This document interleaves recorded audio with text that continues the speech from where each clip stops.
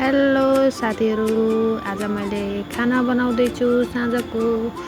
पहिला मैले यहाँ दाल बसालेँ है। दाल बसालेपछि दाललाई सिटी लाउन छोडिदिएँ। त्यसपछि मैले चामल धोइधाइ गर्न थालेँ।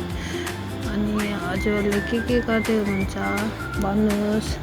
चामल धोइधाइ गरेपछि मैले अब सब्जी त बनाउनै पर्यो। भिन्डी बनाउन थालेछु आज मैले हैन।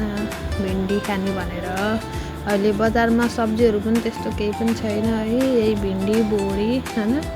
अब यस्तै गफ गर्दै गर्दै मेरो दाल पनि पाकिसकेछ। अनि मैले यहाँ भिन्डी बनाउन थालेँ। मैले भिन्डी चाहिँ सिम्पल तरिकाले भुटेको छु है।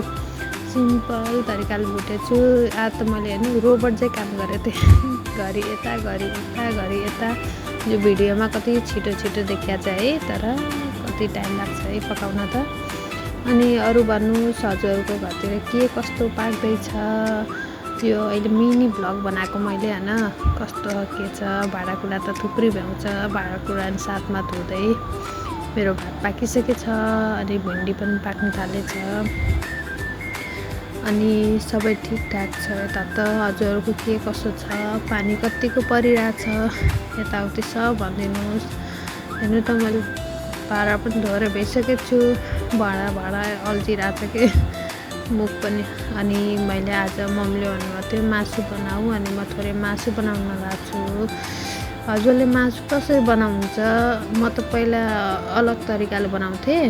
पहिला पियाजहरू गरेर गराउँथेँ। म आजकल फेरि अहिले नयाँ प्रोसेसबाट गराएको छु है। पहिला मासुलाई भुटेर अनि बल्ल पछि पियाजहरू मरमसला राख्न थालेछु के।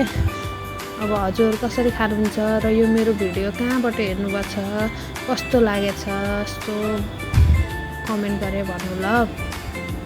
अनि त्यसपछि मैले लसुन पनि राखेँ है। अनि त्यसपछि पियाज रातो गराएर मासु बल्ल पियाज मसलाहरू राखेर चटकी भुट्ने के मासुलाई त।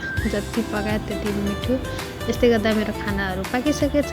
सबैले लाइक कमेन्ट सेयर सब्सक्राइब गर्नु र कस्तो लाग्यो के लाग्यो कहाँबाट हेर्दै हुन्छ मलाई भन्नु ल। अनि मेरो यो टिकटक आइडीलाई फलो गर्नु होला। युट्युबमा मेरो च्यानल पनि छ, हेरिदिनु होला। हस्, बाई बाई, गुड नाइट।